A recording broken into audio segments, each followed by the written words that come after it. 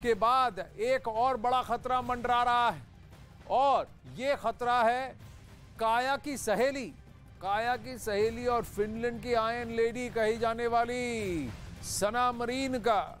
वो यूक्रेन को एक ऐसा हथियार गिफ्ट करना चाहती हैं जो रूस में खलबली मचा सकता है। डर है कि इसके बाद पुतिन पूरे यूरोप पर हमला कर सकते हैं।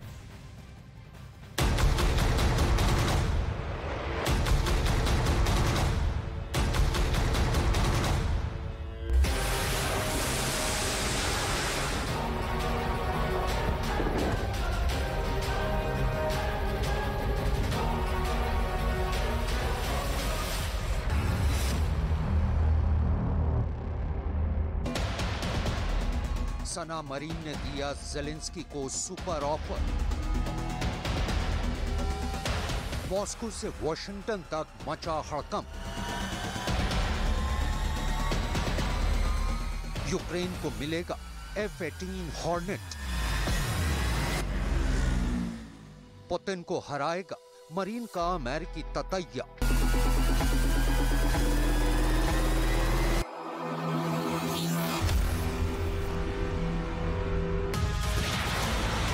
कैलेंडर में महीना दर महीना तारीखें बदलती रही और साल 2022 खत्म हो गया, लेकिन 2022 की शुरुआत से ही दुनिया यूक्रेन जंग में हो रही तबाही की जिन तस्वीरों को देखकर खौफजदा रही, वो सिलसिला 2023 में भी बदस्तूर जारी है। 2023 की शुरुआत से ही पुतिन जिस तरह बर्बादी का बारूद यूक्रेन पर बरसा रहे हैं, उसे देखकर लगता है कि ये सिलसिला यूक्रेन की पूरी तबाही पर ही थमेगा।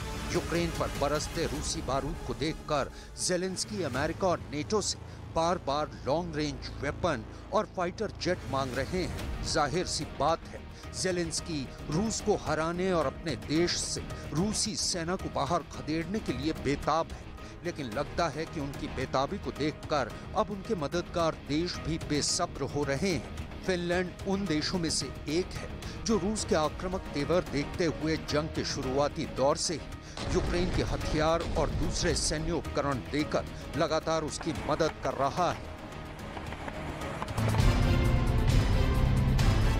रूस के खिलाफ फिनलैंड के प्रधानमंत्री सना मरीन के तल्ख तेवर देखकर हर कोई हैरान है। 10 मार्च को सना मरीन एक बार फिर राजधानी कीव दौरे पर गईं। इस दौरान उन्होंने राष्ट्रपति ज़ेलेंस्की से मुलाकात भी की और उन्हें हर मुमकिन मदद देने का भरोसा भी दिलाया। लेकिन कीव दौरे से वापस लौटकर प्रधानमंत्री सना मरीन ने एक ऐसा बयान दिया जिसे सुनने के बाद मॉस्को से लेकर वॉशिंगटन डीसी तक हड़कंप मचा हुआ है।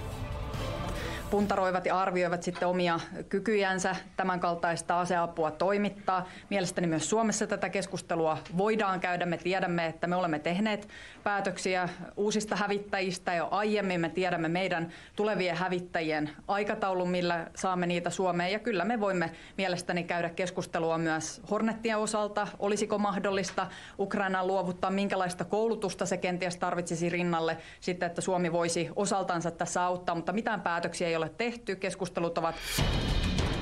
फिनलैंड के प्रधानमंत्री सना मरीन के इस बयान के साथ ही मॉस्को से लेकर वॉशिंगटन डीसी तक खतरे का सायरन बज गया, क्योंकि जिन हॉर्नेट फाइटर जेट को सना मरीन यूक्रेन को देने की बात कर रही हैं, वो मेड इन अमेरिका है और ज़ेलेंस्की के बार बार फाइटर जेट्स मांगने के बावजूद अभी तक जो बाइडेन ने कोई फैसला नहीं लिया है। पश्चिमी मीडिया की खबर के मुताबिक फिनलैंड ने रूस के खतरे को देखते हुए अमेरिका के साथ एक नया रक्षा करार किया है और उस करार के मुताबिक फिनलैंड अपनी वायु सेना के लिए अमेरिका से 5th जनरेशन के 64 F-35A फाइटर जेट खरीद रहा है।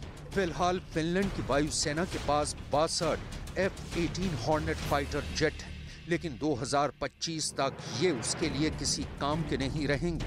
लिहाजा मरीन इन तमाम फाइटर जेट्स को यूक्रेन को देने की बात कह रही है। फिनलैंड के पास 54 single seater F-18 hornet fighter jet और 8 F-18 हॉर्नेट फाइटर जेट मौजूद है।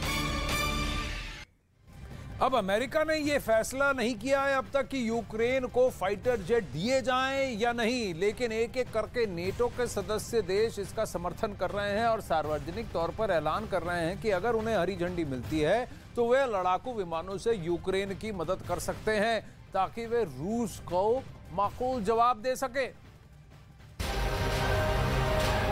वैसे तो F-18 हॉर्नेट फाइटर जेट थोड़ा पुराना फाइटर जेट है, लेकिन जंग के दौरान वो आज भी दुश्मन के खेमे में खलबली मचा सकता है। आइए अब आपको बता दें कि आखिर F-18 हॉर्नेट फाइटर जेट को आज भी ताकतवर फाइटर जेट्स की लिस्ट में क्यों गिना जाता है।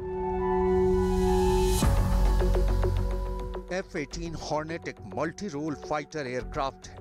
ये 1915 किलोमीटर प्रति घंटे की रफ्तार से उड़ान भर सकता है। इसकी कॉम्बैट रेंज 822 किलोमीटर है। F-18 हॉर्नेट 20 mm की एक वोल्केन गन से लैस होता है। F-18 हॉर्नेट में 11 हार्ड पॉइंट होते हैं, जिन पर कई तरह की मिसाइलें, बम और रॉकेट फिट किए जा सकते हैं। इसके अलावा F-18 हॉर्नेट आधुनिक वॉरफेयर सिस्टम से भी लैस है। ये हकीकत तो पूरी दुनिया जानती है कि यूक्रेन जंग पर फिनलैंड के प्रधानमंत्री सना मरीन रूस के राष्ट्रपति पुतिन से किस कदर खफा हैं और अपने कीव दौरे के दौरान उन्होंने अपने गुस्से का इजहार भी कर दिया।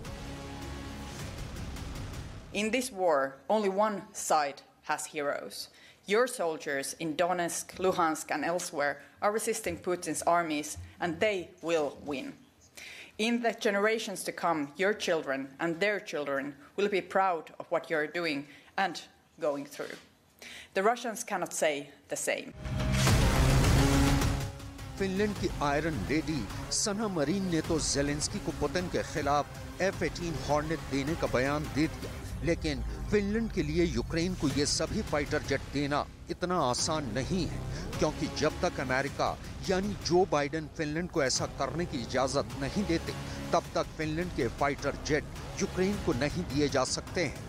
लेकिन सना मरीन अकेली राजनेता नहीं है जो यूक्रेन को रूस के खिलाफ जंग लड़ने के लिए फाइटर जेट देने के पक्ष में है। फिनलैंड के अलावा पोलैंड, स्लोवाकिया और एस्टोनिया भी यूक्रेन को फाइटर जेट मुहैया करवाने के पक्ष में है। एस्टोनिया के पूर्व राष्ट्रपति ने तो पश्चिमी देशों से यूक्रेन को लड़ाकू विमान देने की अपील की है।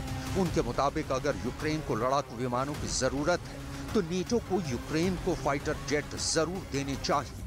पोलैंड और स्लोवाकिया तो यूक्रेन को सोवियत रूस के जमाने के MiG-29 फाइटर जेट देने के लिए तैयार बैठे हैं।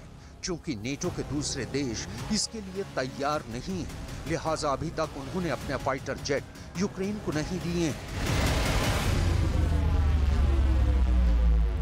ये बात तो तय है कि अगर ज़ेलेंस्की को फाइटर जेट मिल गए तो वो रूस की सेना के बढ़ते कदमों की रफ्तार पर ब्रेक लगाने में जरूर कामयाब होंगे। लेकिन अमेरिका और नेटो को इस बात का डर सता रहा है कि अगर उन्होंने यूक्रेन को फाइटर जेट दे दिए तो रूस ये जंग खत्म करने के इरादे से यूक्रेन पर परमाणु हमला भी कर सकता है। ऐसे में हालात और बिगड़ेंगे और दुनिया तीसरे विश्व युद्ध की आग में जलने के लिए मजबूर हो जाएगी।